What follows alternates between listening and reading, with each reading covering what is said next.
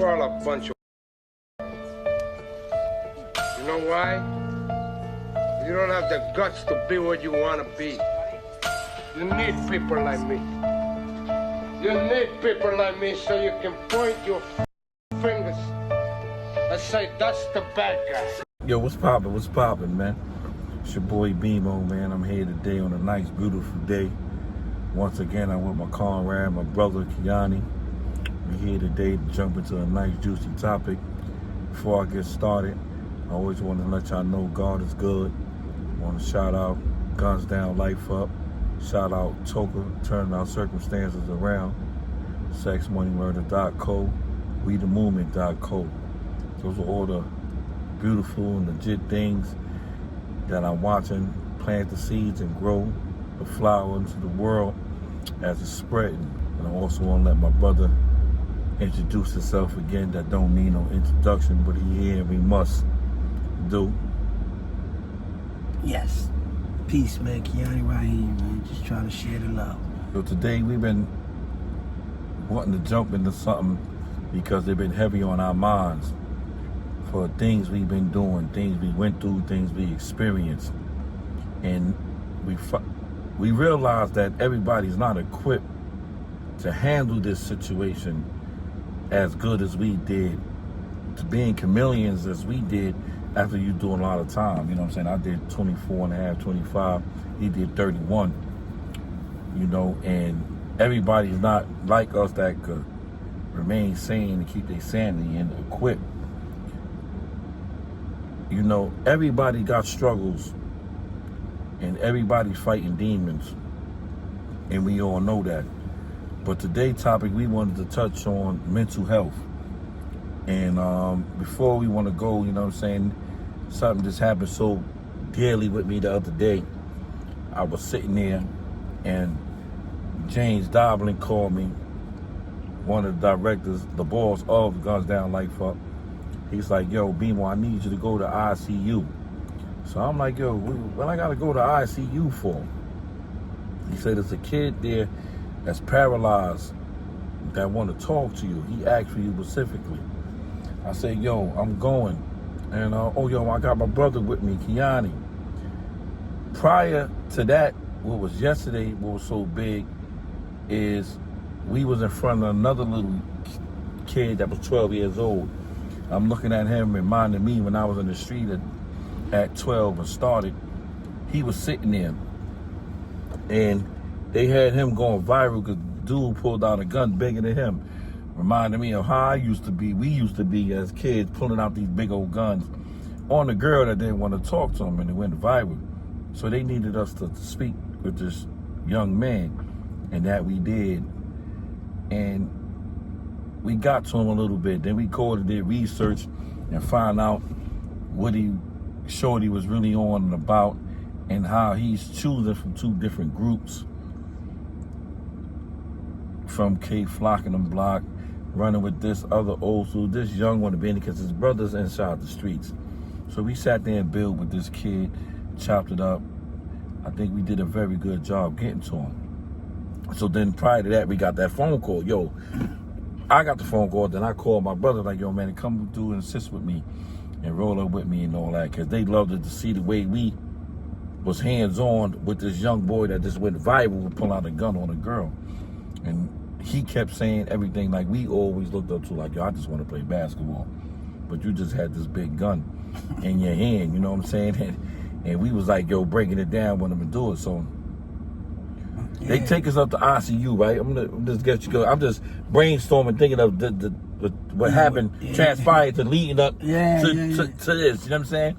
So we goes up to ICU, and as we walking in, we going around. My old head Gilly is showing Kiani around like, yo, this is where this happened. These dudes get shot, the families, because he been over there at ICU, but not going through the back door and the job way and doing all that.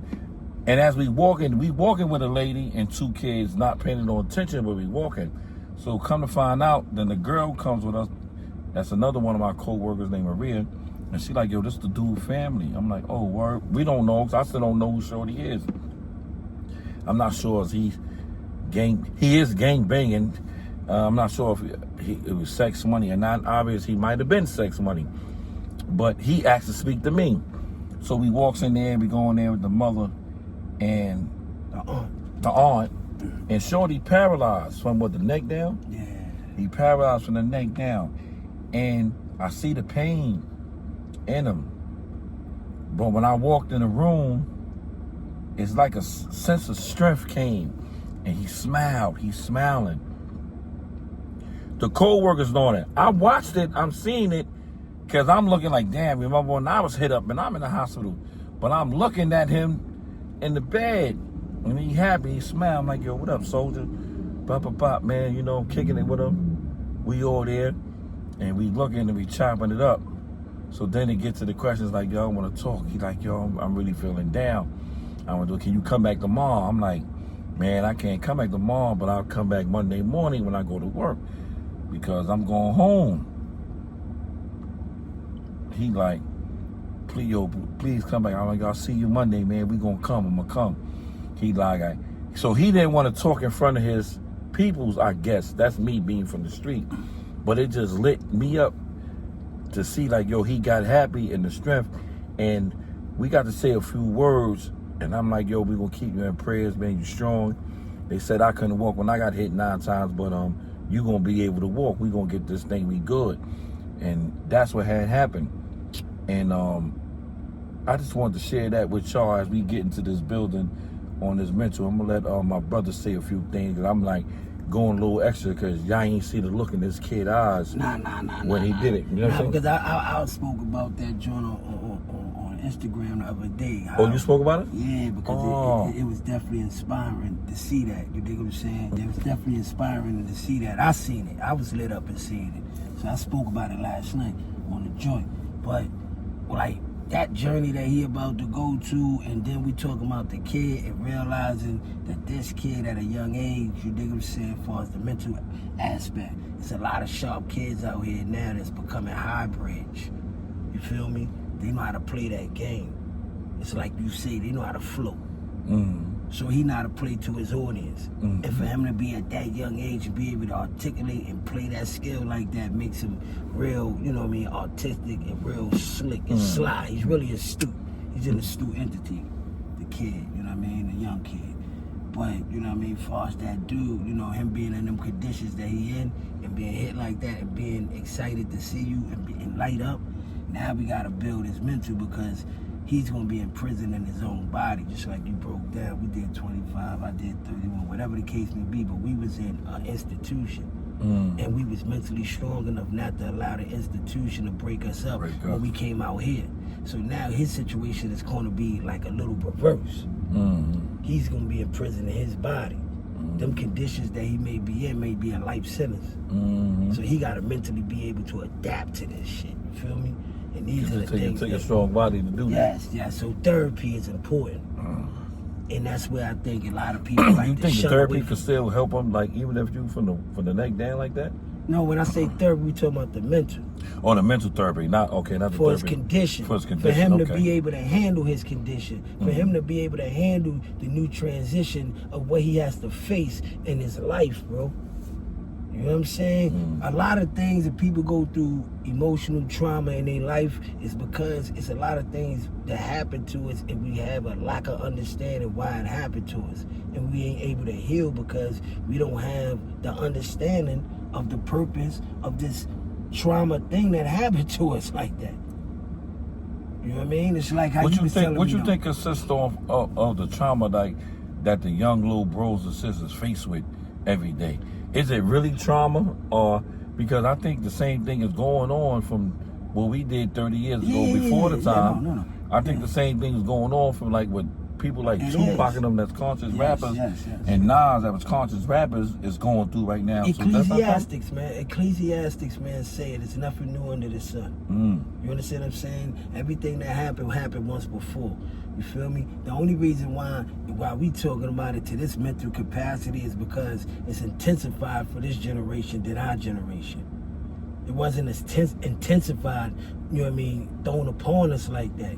A lot of family shame come from a lot of secrets that nobody never really talked about.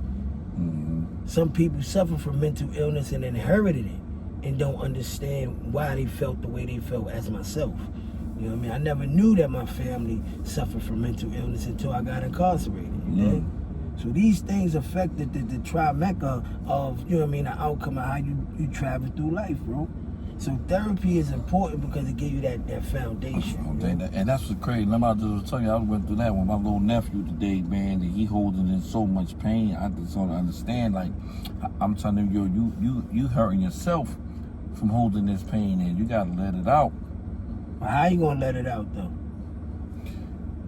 You know, usually we find things to let it out in what you call as an addict. Because you do too much of anything as an addict. Exactly. You know what I'm saying? Drinking, addiction. Gambling, addiction. You know what I'm saying? And when you don't know how to express, to let out, you might think you know. Some turn to violence. But this is where emotional intelligence need to be educated to the youth. Mm-hmm. See, emotional intelligence tell you or convey to you how you can be able to emerge into your emotions and not suppress your emotions. We're grown up to suppress our emotions. And this is where the violence that you took and the maliceness of us responding in the way that we do so loosely and freely. So, you know, you got to be mindful of that. Like, you know what I'm saying? It's all about because we all have these emotional dynamics of us. So you don't want to suppress it. You want to integrate it. So you help a person be able to find what he need to do to be able to integrate find peace. To find a peace to get rid of it. Exactly. So that's where you got to sit down with your nephew. You got to be like, okay, boom, you're telling me why this, and you want to ask these questions. Is you want to ask these questions because you want to know the narrative of the passing of, you know what I mean, your blah, blah, blah, blah, or do you want to know the answer to this question on a spiritual perspective? You want to, you know what I'm saying? Because you know what hurts with doing is he is a very intelligent kid, and like we were saying about Shorty that know how to persuade and use, manipulate. Yeah, he's a beast. They really good at that. No, they're you know masters. The kids. And how they be a master and they only like that, like. And the kids be younger than that and can not manipulate. 6, 7 years old. The game is, but their manipulation game is to another level. It's like the Matrix, bro. Like the way Shorty was sitting all calm and the dynamics of height, man, that dude, Shorty's but he got to be attentive. He's smarter than what people really think he is. And he know how to play on that too. He played the whole role. He gets stingers, money in his pocket, everything. He definitely ran the room. Man, you know what I'm saying? He still got that little attitude. Because the mental, you gotta the mental, but you gotta be willing for that, man. What you think we got to do to help change the mental, to help change how a lot of these people think and go? Educate them about emotional intelligence. They got courses on emotional intelligence. These courses is what, you dig what I'm saying, Europeans teach their kids that's growing up, you dig what I'm saying? These are the things that should be curriculums in the school. Emotional intelligence. It can break down every scenario, every urban scenario possible for a person don't feel like they're the only ones going through the situations that they're going through. All left out. Exactly. That's what a lot of them is doing. You know what I'm saying? They feeling left out. I learned that when I was incarcerated. It's called, this thing I was studying called SMART. And they was talking about that, emotional intelligence. Then when I started taking the course and I started seeing, I was like, yo, shit be making a lot of sense. Because they showing you a lot of things, how to prevent altercations. You want to minimize your altercations. You don't want to escalate your altercations. So you got to know emotional intelligence to be able to do it. Emotional intelligence is connecting you to, you know what I mean, going to therapy and stuff like that. You don't necessarily got to talk to your therapist, but it gives you an understanding of having a balance, of you having a justification to move forward and who you are in life, bro. That's the confusion that everybody's facing, yo. And I just be wanting to help the young bros to change their thinking pattern, their thought process, change their approach to all situations, because fighting mental health is really hard, because like the case with my nephew, I see like he's holding drama or pain of his father passing. Yeah, you know what he suffered from? Mm-hmm. Post-traumatic stress, bro. Mm-hmm. That shit is like a generational curse, bro. Like back in the days when they used to lynch our peoples and they had a woman right there and she's pregnant and they making her watch the black man being hung. Mm-hmm. That affected the kid and he don't even see it with his own eyes. And that fear brings a generational curse that we talking about. You dig? So the generation trauma through everything. Exactly. Through the whips and chains, through the pain, through so it's only, the crab and the bucket syndrome, us not helping each other. Man, that shit is like open up an old wound 100 times over, bro. Even with relationships, man. Like women following somebody, they looking for a father because the father figure wasn't in there. They think they gotta be respected because they let the guy disrespect them. They don't want real, genuine love. They want the respect and the beef and the problems. I don't know, man. I'm in the beginning stage. I can't really. I'm not an expert in relationships with women, man. I would like to be one day, but I am. You know what I'm saying? You know, because you are back. Yeah. But you know what? Now they do. But you know they do that, and you know us as like. Even with single parents growing up with our mothers, you know what I'm saying? We closer with our moms, and we closest with our grandmothers. Yo, all my therapists is females, bro. Yeah, of course they be. I can't have a male But therapist. you know, the therapists probably got more problems than us. Nah, I'm not worried about that. Because listen, my therapist, I got a new therapist now too. So now I gotta go through a transition. I was comfortable with my therapist, but I don't really like to open up like that. So what I do is I meditate for like 30, 40 minutes. Because I got a 45-minute session. So your body still be shutting down. Yeah. Because you don't want to play with your feelings or share because you No, I just want to get the energy. Sometimes I like to be in a space with people where we don't gotta say nothing, bro. Mm-hmm. It's the pure energy, bro. Sometimes I get tired of complaining or hearing myself talk. You think what I'm saying? So therapy is not all about talking. That's what I was trying to get to. Mm-hmm. You can direct it the way you want it to. Anytime, because that's how strong our minds is. Mm-hmm.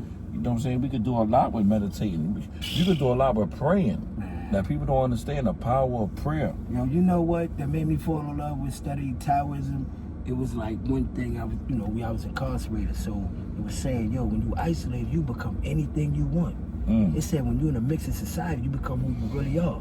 Mm-hmm. I was like, yo, that shit caught my attention, bro. So I'm like, okay, if that's the case, when I'm in isolation, right, this is where I need to find myself. Mm-hmm. If I could truly be who I am in the midst of society, bro, I want my shit to be consistent. I want my mental strength to be consistent. I want my spiritual strength to be consistent. I want my physical attributes to be consistent. Because all this right here is going to help me be mentally balanced, bro. Mm-hmm. I'm a recovering addict out here, bro. Mm-hmm. Real talk. Of course. I'm a recovering addict, man. We was behind bars so long. On maliceness too, though. Yeah, and we misunderstood. Yeah, on maliceness, like you said, like on we are recovering addicts when it come to malice acts, bro. We was in the jungle, you know what I'm saying? And I know my grandmother always used to tell me, like, I'm in jail, I got life. I have to tell her, like, yo, damn, I think I failed you because I was supposed to be so much better. She said, no, you are who you are, and you is going to be great. She said, don't look at it that you failed. You in the system that failed in the system that was designed for you to lose and fail. But you was highly favored. And the ratio of you failing was over 100%. A lot of people didn't really make it out of that ever and all that. Yo, you highly favored. You know how they got Job? You dig what I'm saying? No, his name Joseph. His brothers captured him, lied to their father and said he died. Mm-hmm. Everywhere he went, when he was locked up, he was highly favored. Mm-hmm. At the end, his brothers had to come to him for assistance and they didn't even know. Mm-hmm. So that's how you got to look at these things with us. Because everybody come home. You got 1 million dudes that come home from prison, bro. Mm-hmm. Guess what? Not 1 million dudes be able to have a mindset. Not 1 million dudes really jumping on, you think I'm saying, a transition and catching on and trying to make a better legacy for themselves, bro. Mm-hmm. And not a lot of dudes, you dig what I'm saying, is recognized without them opening their own mouth, neither. Yeah, so a lot of dudes is looking for clout and on the wrong places. That's why they talking more. A lot of people sit on here and look on here, to badger things to do. Like, you know, that's one thing I always say when I got the channel number started, it wasn't for me to be here badgering. It's here for me, get my little bros and sisters to think, to get any black man, Spanish man to think, and let me show him what I'm doing. You know what I'm saying? That's what it's here for me to do. Man, let me tell you something, man, and I'm gonna close out on this, bro. You inspire me to another level, bro. I'm up here thinking I'm trying to figure it out and working and this, that, but this right here, you sparked something in me, man. I'm proud to be, you know what I mean, a part of this, man. And I hope I can, you know what I mean, make it to the end of the journey with this, because I'm definitely hungry, you know what I mean, to be able to open up to people that's receptive. I'm not seeking out to try to manipulate somebody that inform me that they're not receptive to what I'm saying. If that's the case, I know how to step back and respect and I know how to shut the fuck up, you feel me? But people that's receptive and they want to hear it, I'm willing to give it to them. And you got me in that genre, man. I appreciate this opportunity. You know, that's what we here to do, uplift and push each other in all ways. Mentally, physically, emotionally, because we want to see each other win and grow. Yeah. We never was the type to not to see us again and go and to look at it from a different eyesight. You know what I'm saying? Raekwon said it best, man. I enjoy seeing my brothers win, bro. Man, you know, I love having you here, man. I love being with you. And I need to get you here more often, you know what I'm saying, so we can get to start our platforms more better and get bigger and better, so we can continue on reaching out to those we need to reach out to. You know what I'm saying? So once again, I'm just glad you're here, man. And I'm gonna sign out on y'all, man. To all the listeners. I thank the Lord for my many blessings. Though I'm stressed to keep a vest for protection from the barrel of a Smith & Wesson. And all my niggas in the pen, here we go again. Ain't nothing separating us but my Mac 10. Born in the ghetto as a hustler. Hold up, straight soldier, bucking at them busters. No matter how you try, niggas never die. We just retaliate with hate, then we multiply. See me striking down the block, King Kong. Mobbing like a motherfucker, living like I don't grown up. Ain't no stopping at the red lights. I'm sideways, thug life, motherfucker, crime pace. Let the cops put their lights on. Chase me, nigga, zigzagging through the freeway. Race me, nigga, in a high-speed chase with the law. The realest motherfucker that you ever saw. Say goodbye to the bad guy. Everybody got